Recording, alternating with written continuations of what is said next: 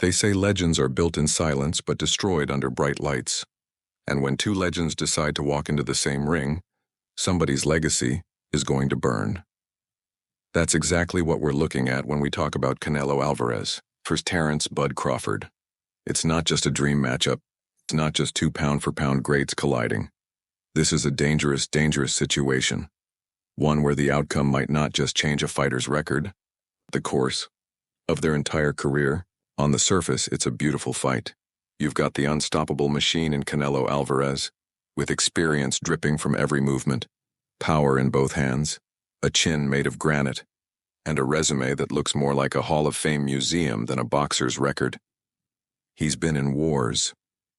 He's fought punchers, slicksters, technicians, pressure fighters, brawlers, and even giants, and every time he finds a way to make them look human. He doesn't just win fights. He shuts down styles. He ruins blueprints.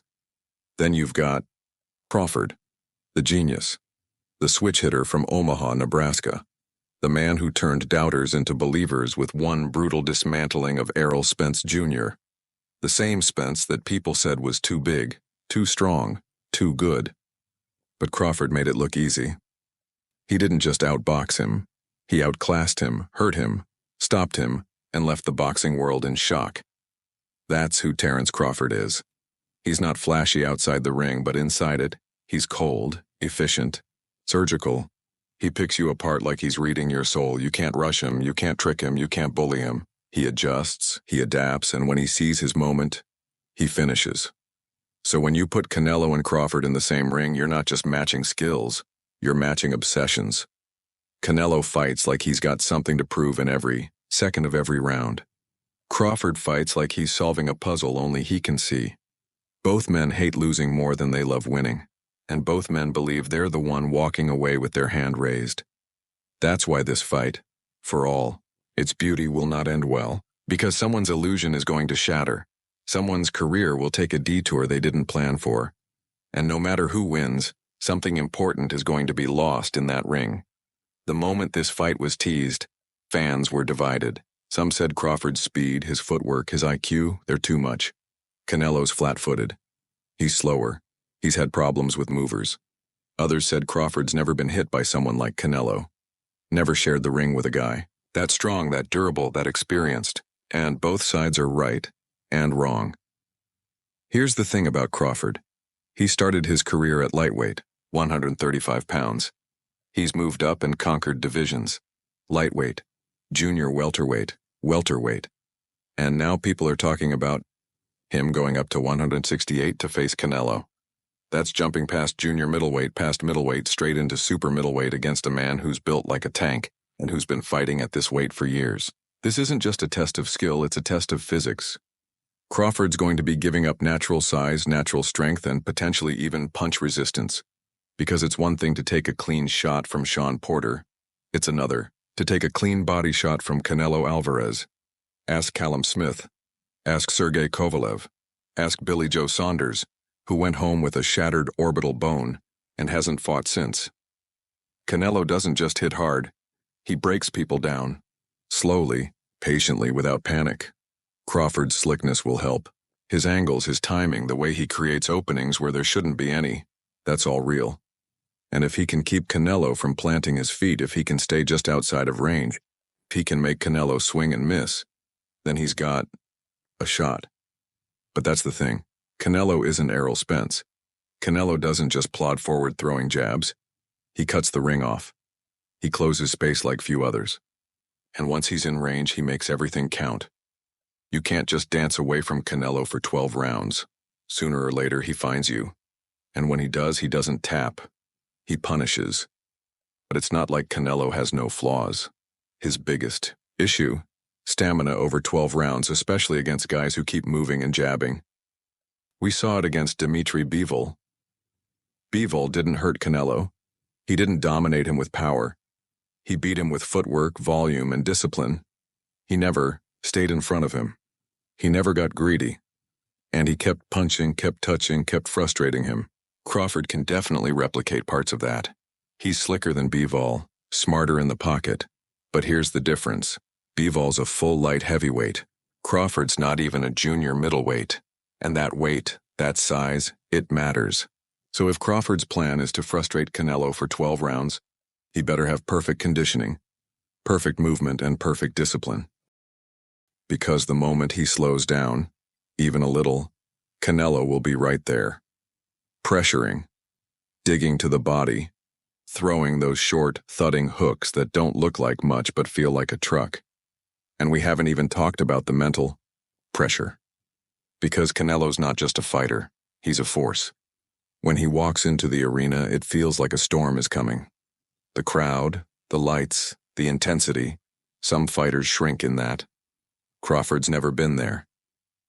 He's never faced a man who's had his name screamed by 50,000 fans in a stadium. He's never had to fight under the bright lights of a Canelo pay-per-view, where the moment you hesitate, you're on the canvas.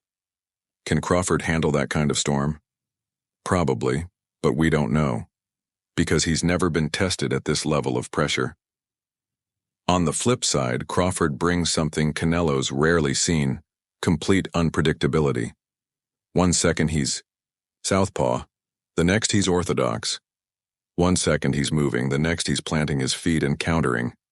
His reflexes are insane. His ability to read timing and rhythm is almost supernatural, and he's mean. Canelo is known for being calculated, but Crawford, he's surgical, cold.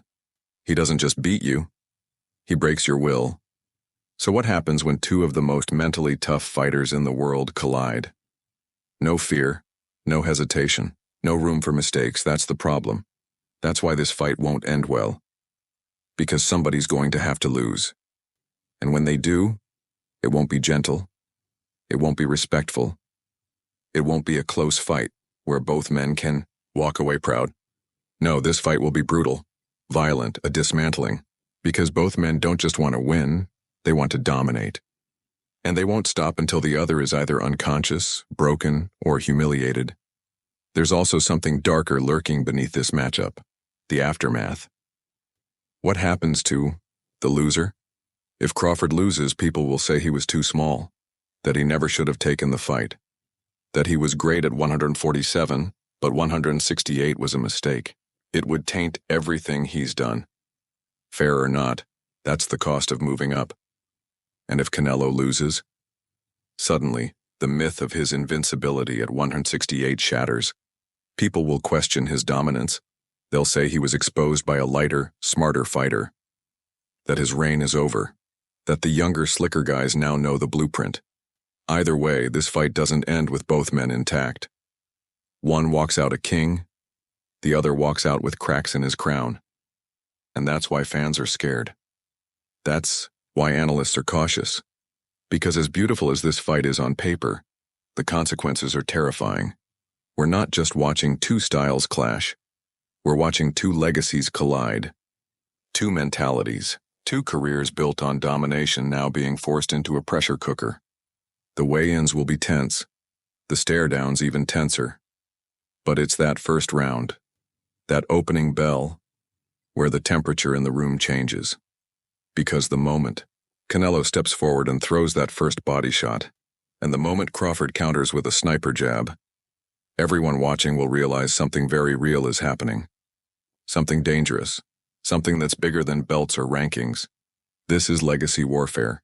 This is chess with blood. This is war disguised as sport. So when you hear the hype, when you see the posters, when you scroll through the predictions, remember one thing. This fight will not end well. For one man, it's going to be pain. Physical pain, career pain, maybe even the beginning of the end. For the other, it'll be glory, but at what cost?